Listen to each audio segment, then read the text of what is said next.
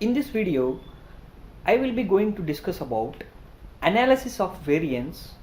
Shortly, we will term it as ANOVA. So, the foundations behind this ANOVA and with some classical example and where it is used, how this has to be applied. Like I will take a simple completely randomized design and I will apply this analysis of variance mathematically step by step so that you can get an awareness how you can able to crack your own research problems. Let me go into this ANOVA. So the first case is these statistical foundations or I can term it as a design of experiments or analysis of variance were very firstly introduced by Ronald A. Fisher. He is a British biologist. Okay, and here the objective is it is totally, this ANOVA is totally talking about the total variance into an accountable sources of variation in every experiment, whatever the experiment you take. If you take the machining experiment, if you take the engine optimization experiment, every experimentation, total variation into an accountable sources of variation.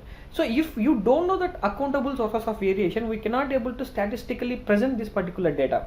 So this is the guy who has been introduced to this analysis of variance. Okay, further later on combination of this C.R. Rao, Taguchi, they have modified this entire philosophy. Okay, but the inception has been started from this particular area. So how this one ANOVA is going to be work? So let me take a simple, very regular example. Okay, most widely used example I can say. So let us say that a farmer is there. So a farmer is going to sow the seeds in his farm. So after sowing the seeds, basically he will tries to go for looking with the yield of that particular seed. That is how much yield that particular farm is going to be generate. That we will try to term in terms of how much yield this particular crop is going to be give. And for the yield, to make that yield, basically this farmer will tries to go for applying some kind of pesticides or natural case of manure into the farm, and he will tries to improve the yield of that particular crop. So basically here I will take an example that the concentration levels of yield is going to be taken place with respect to concentration levels in the type of manure which he is applying. For example, say that red is one kind of concentration, blue is one kind of concentration, purple is one kind of concentration, black. Here the colors represent just for understanding. Okay, like for each concentration have three kinds of levels, like you can say 2%, 10%, 20%. Okay, 10%, 20%, 30%, like that concentration of percentage is there. Next, here the concentration of percentage of concentration, how we are trying to vary this one with respect to like I can say how much variation is there, how much deviation is there. These things I have to identify. So if I take the minimum value of this red concentration, it will be somewhere here. If I take the maximum value of this one, or you can take any level. Okay, so totally if I try to take the minimum and maximum of the concentration, that tries to talks about my overall variation. In this particular variation, which is the best thing or which is the effective thing, whether this variation is satisfying my good growth of yield or not. So how to decide? So decision is more important here. So the decision of crop yielding is depending upon the overall variation. So let me go into further insights here. So I am taking the very low concentration level, and among these four various kinds of concentration, maximum level I am trying to choose it, and this is going to be termed as within the group variation. So earlierly I have talked between the group variation. This is within the group, means for this particular point and from this particular point. Okay, now if you can observe here, these solid dots, if you observe here, these unsolid dots, the round dots are going to be represent the minimum value and maximum value for this concentration. This concentration minimum value and maximum value. this concentration minimum value and maximum value. So likewise, suppose I have to get the mean. This is the mean value, means middle value, and this talks about the average of each level. Okay, this point. Okay, here I can make a highlight here. Here this point, here this point, here this point, here this point. So these talks about the average of these values. Okay, so you can able to highlight it here very clearly. Next, and here this is going to be talking about if I remove that maximum and minimum levels, if I try to concentrate only onto the mean of average levels, that is going to be termed as between the group variation. Within the group variation means all I have to consider. Between the group variation means only the mean values I am going to be consider. So this will give some kinds of variation, because if I take minimum value and maximum value, somewhere in middle also I will get some value. So that value I am not considering here. But here I am trying to consider the middle value, that is between the variation of the between the group variation. Now this particular point is trying to show that overall variation is equal to within the group variation plus between the group variation. So I have to concentrate from this particular point to this particular point, as well as the center points also I need to be concentrate. This category is my between variation and this category is my within the group variation. So the overall variation talks about the within group variation and between group variation. Okay, next. So that is what I am saying. This formula basically ANOVA, whenever we are using this calculation parts and all, within group variation divided by between group variation, and here the ratio is small. The ratio is small. The difference between the group does not exist. So there won't be a major difference between the groups. If the ratio is larger, okay, the difference between the group mean exists. So it's a simple. It's so how we have to know, how we have to calculate that ratio. So that ratio is nothing but F statistic. Okay, and P also probability test will also tells us it's significant. Suppose F is at particular level and the probability is less than 0.05. That means 5% I am trying to go for confidence level. Okay, that is 95% confidence level. Whether the variation exists or not exists is going to be decided by this ratio. So ANOVA F ratio means what? Within the group variation to between the group variation. So I have to consider the low limit, high limit, and as well as the mean limit also. Okay, then only I can able to estimate the variance. Next, hypothesis. Here let us summarize that we are using some terminologies here especially. So in this case, when we talk about this terminologies, there are various kinds of because each and every philosophy they have introduced, they will try to go for stating some new terms. So we need to know about what are those new terms. Hypothesis means some assumption we need to be made. Okay, suppose I am saying that tomorrow it will be rain. That is my hypothesis. So whether tomorrow is going to be rain, how I can say? Depending upon some weather forecasting reports, okay, I can say that. But tomorrow the rain may or may not be there. So if the rain is there, on what basis I am saying? So that is the thing which I have to analyze. So here there are two categories of hypothesis. One is null hypothesis, the other one is alternative hypothesis. Tomorrow it will be rain. That is one hypothesis, null hypothesis. So the opposite to that one is alternative hypothesis. Tomorrow it will not rain.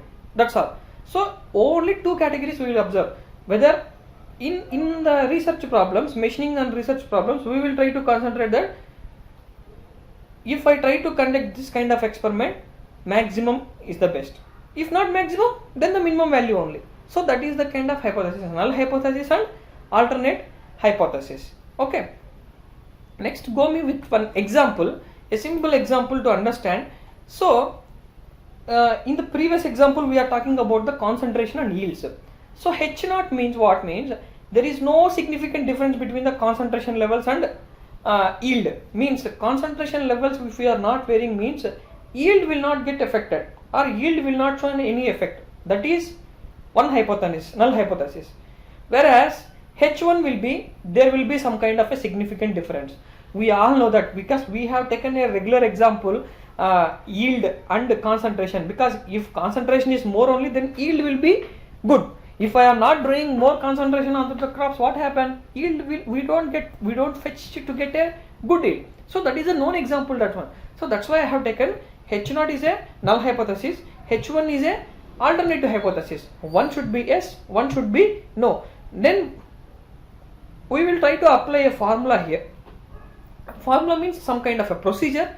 After identifying this procedure, we will try to assume also. Suppose in my starting of the problem, I will assume that H0 will be accepted. There is no concentration, there is no significance difference between the concentration and the yields. I will try to say like that, or I will say that there is definitely a correlation between concentration levels and the yield. But at last I am getting that H0 is not accepted. Then I have to say that based upon the statistical data, this is not correct. So I will show you one by one I will show you how we can able to get these things and all. Next, responses are variables.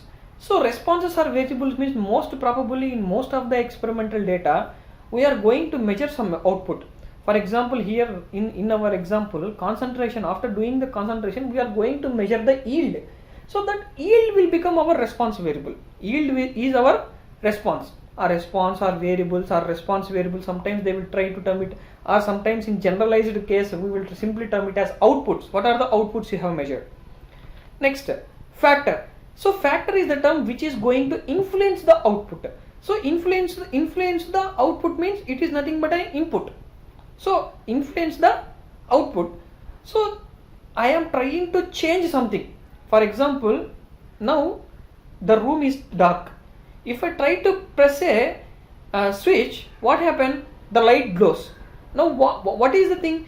My input is pressing the switch and the output is depending upon the switch electrical connection connected between the switch to the bulb, so that the bulb is going to be glow. So this is called as my factor is switch. So to make that room a bright mode, I am going to switch on the light.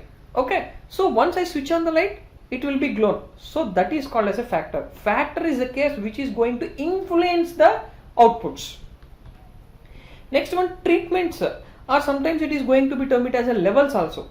Like concentration, I have said concentration first level, second level, third level, fourth level, like 20%, 10%, 30% in our crop example I am talking about. Okay, so at what treatment and what levels we are trying to do this one. And next one is replication. So replication means we are conducting the same experiment multiple number of times to have an accuracy in our case. Okay, so replication talks about we are trying to conduct the same experiment. Suppose today I will switch on the machine. After switching on the machine, I will run the machine continuously for some time. After then I will try to conduct the experiment. Maybe due to some fluctuations in the power, I may get some wrong values. So that's why to avoid such errors, so I need to go for conduction of repetition in the experiments to reduce the errors.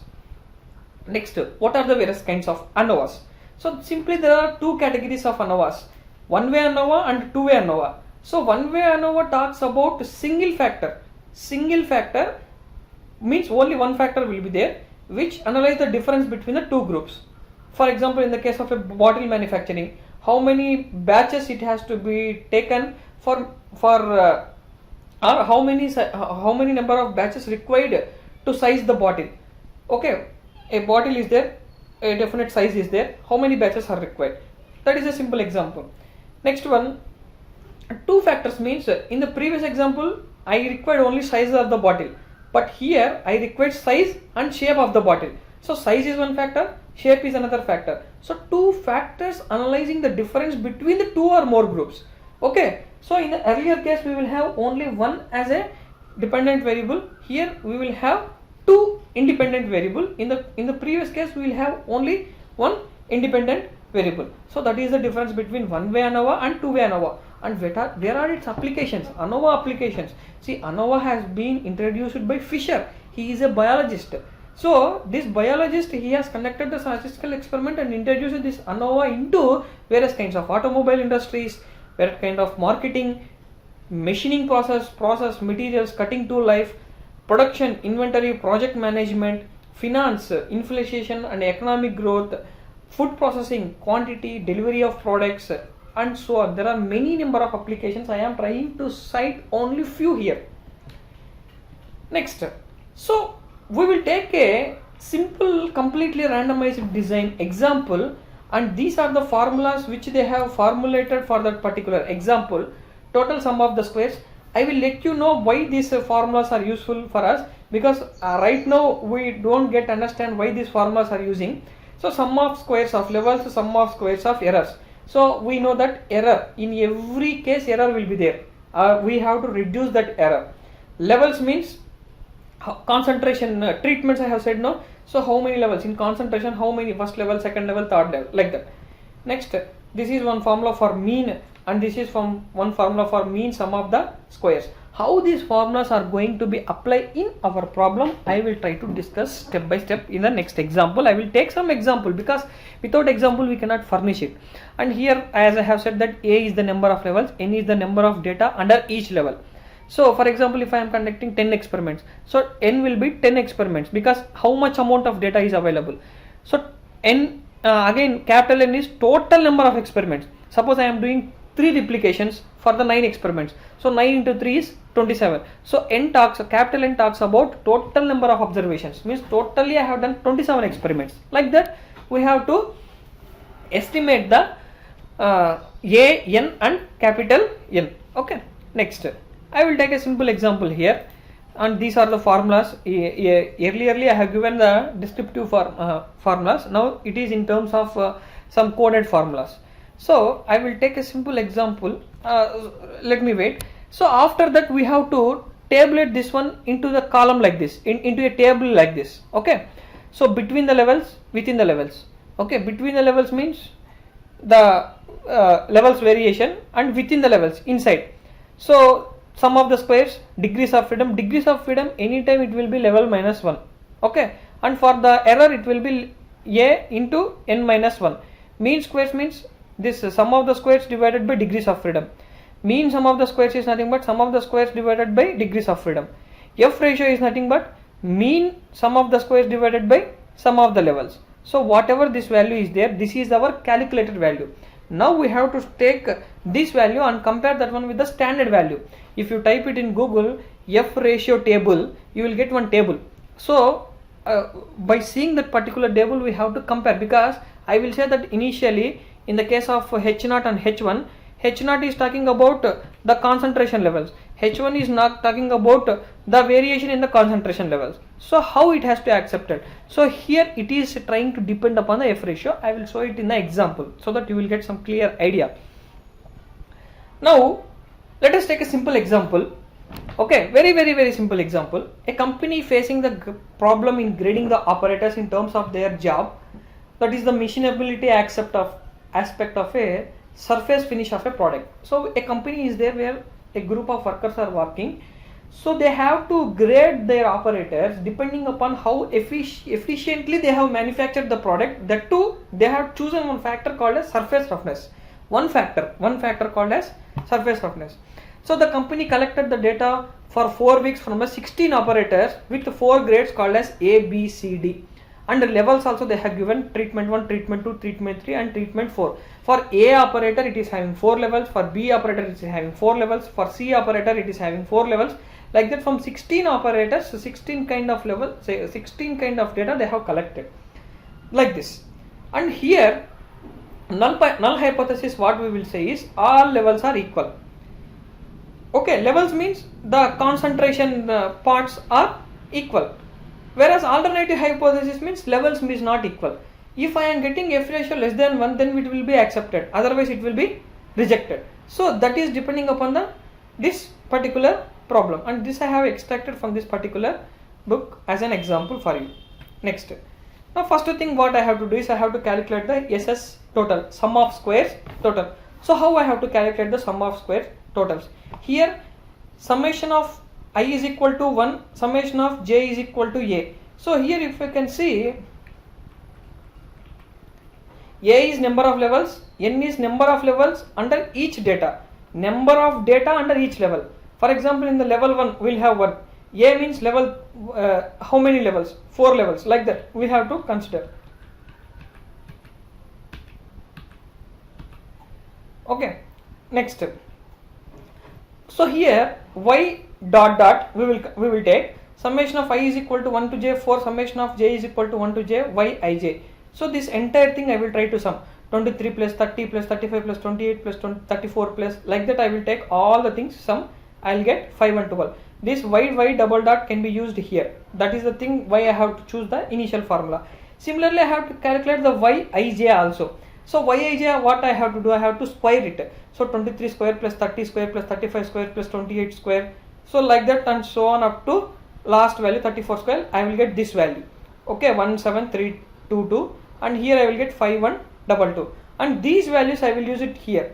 Okay, so how I am going to use SS total is equal to, this is summation value in the previous slide I have given as 17332 minus 512 square, this one yij 512 square divided by n. N is what? Total number of observations made in this experiment. So here how many observations are there? 16 are there. Each row has 4 experiment and we are having 4 rows. 4 by 4 it is 16. So 512 square divided by 16, we will get SS total as 938.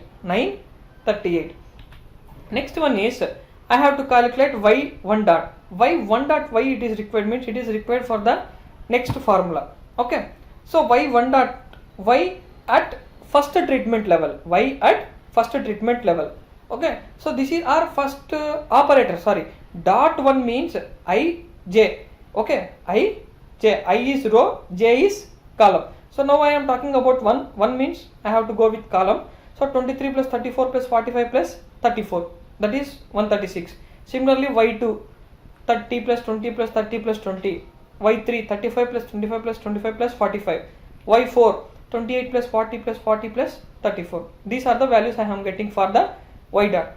Next, here I am having y dot j square divided by n, sum of levels. Earlierly I have calculated sum of SS for totals. Now SS for levels I am calculating. So how to calculate this one? So 136 square. So here I have got no values, 136, 100, 134, that I am writing it here. Okay. Next 136 square plus 100 square plus 134 square plus 142 square divided by n. N is what? How many number of levels? Minus y double dot square. It is already we have calculated it as 512 square divided by capital N. Total number of observations in this particular experiment, it is 16. Now SS levels is equal to 270 value. Next SS total is equal to 938.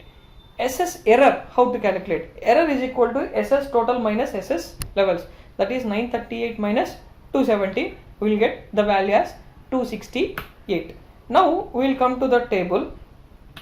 Now we will come to this particular table. Okay, in this particular table, source variation is between levels and within levels, and we are having sum of squares value, degrees of freedom, mean sum of squares, and F ratio. 4 things are there. So here what is the SS level we have calculated? So SS level in the previous formula we can see SS level is 270. So I will write the value as 270 here. Then what is the SS error?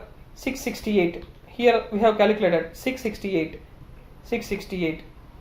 Okay, SS total will be 938. These two plus we will get 938. Actually we have calculated SS total. SS error is equal to SS total minus SS levels. We have calculated it. Now A minus 1. What is A? Total number of grades, that is 4 minus 1, that is 3. A of n minus 1. N is again what? Levels. 4 minus 1 is 3. 3 into 4 is 12. Like this. Okay, n is number of levels. A is number of factors. Next, capital L. N is how much? Can anyone guess? 16. Exactly. 16 minus 1, it is 15. Now we have to calculate the mean sum of squares. Mean sum of squares is nothing but SS levels divided by A minus 1, that is 270 divided by 3, that is 90. Next, mean sum of squares for within the levels. We have to take SS error divided by a of n minus 1, that is 668 divided by 12, it is 55.67. Similarly, SS total, if we required we can calculate, but not required. So F ratio is nothing but 90 divided by that SS of levels.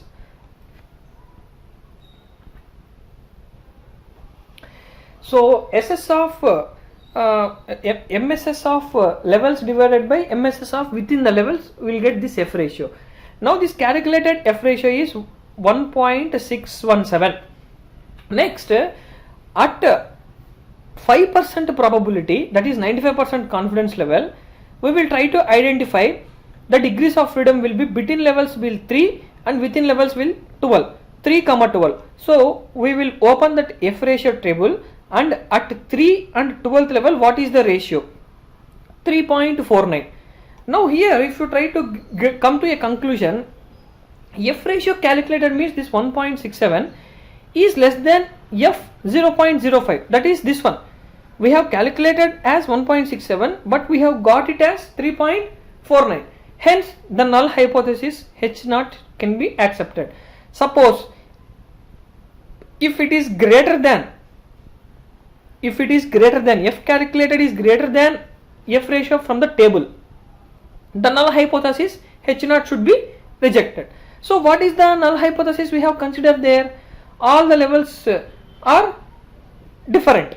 Okay, all the levels are same as H1, all the levels are different as H0. So our hypothesis has to be that all levels are different. That is the case. Okay.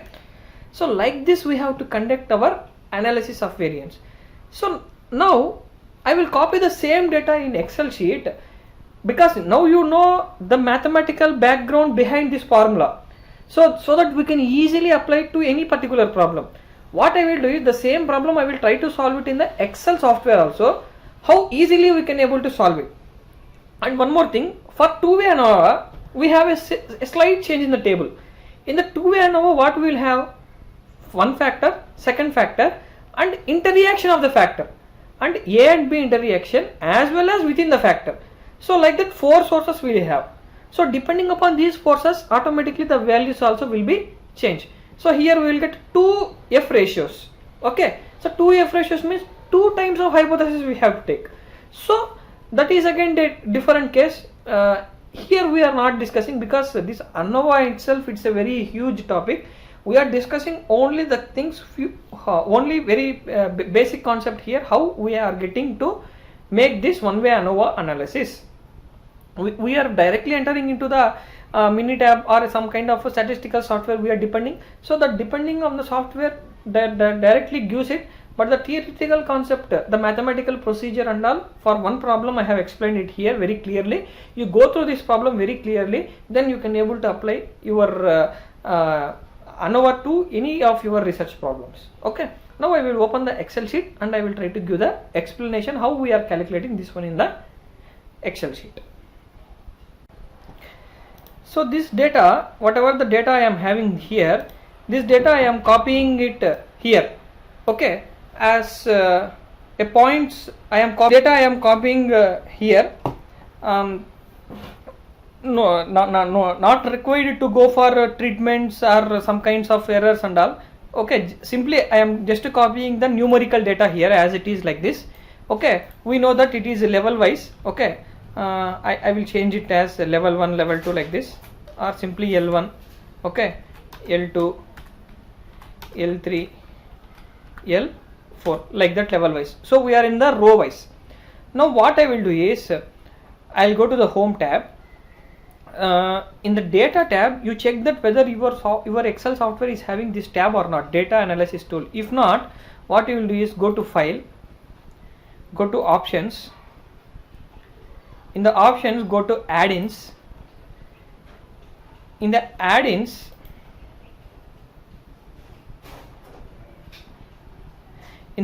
you check for the manage Excel add-ins, then press go button.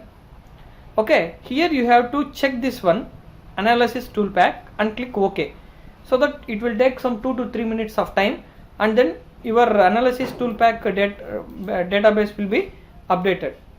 Okay, next. go to this data analysis, select ANOVA with single factor, because we are doing ANOVA analysis only for the single factor, not for the two factor or not for the with or without replication. Okay, ANOVA analysis for the single factor, press OK. And here we have to select the range. Okay, actually it will be empty here. Okay, it will be columns by default. So here input range, you select this arrow mark and select this input range and press this one again. Next, this data is grouped by rows and labels in the first column. If I am mentioning A, B, C, D, you can mention the labels in the first column. Otherwise I did not mention it, so I am not trying to choose that one. And alpha, confidence level, the 5%, that is 95% confidence level, and where the data has to be stored.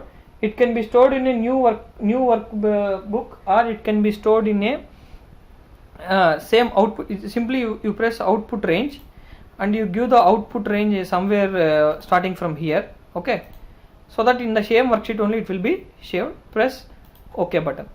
So give some time to that one. Automatically it will execute whatever the manual calculation which we have done. It will be done it in the Excel. Very effectively it has been solved. See, if you open our example, what we have done in manually, what is the F ratio we have got? 3.49. so 3.49, the same F ratio. Okay, so like that the same comparison will be there. Even sum of the squares is also we are having 938. Okay, so same values will be there, but here these things are coded here, but degrees of freedom, as it is the same degrees of freedom what we have got, the same degrees of freedom they have also got. Okay, so almost all the same values we are getting here. So here from the p value we will try to decide, because this p value should be less than 0.05, then only it gives acceptable, otherwise we can reject it. Okay, so p is nothing but probability value. So this is the way how we are trying to do our analysis of variance by using a manual calculation. I have taken a very simple example. Okay, you can go it little bit extensive example for your research problems, and you can try the manual calculations, because every time statistical software we cannot depend. Sometimes we have to have some idea on how a step-by-step process is going to be work. That's the reason. Okay, so that is the main intention behind this course. We need to get some basic idea about how we are doing the mathematical. Not all problems will be solved by manual calculation. At least some problems we need to have some idea, because every statistical software solving means they have done that one in manually only. Maybe some kind of programming will be embedded there, but our input is you have to gain some knowledge on this manual calculation also. Thank you.